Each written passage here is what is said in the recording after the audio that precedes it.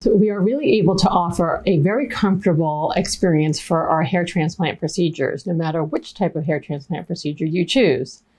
We have a very comfortable office, and we do offer, even though the procedure is done usually entirely under local anesthetic, we do offer laughing gas, and we do supplement with oral medications to help relax you and make the day pleasant.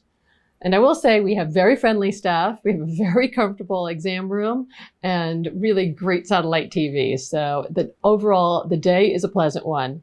You'll also find the recovery is most pleasant. We have a couple of mechanisms to make sure your recovery is as unnoticeable as possible. And we've really made strides to minimize bruising and swelling.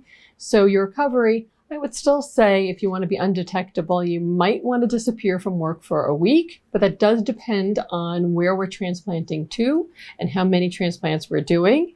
But in overall, it should be a pain-free and pleasant experience.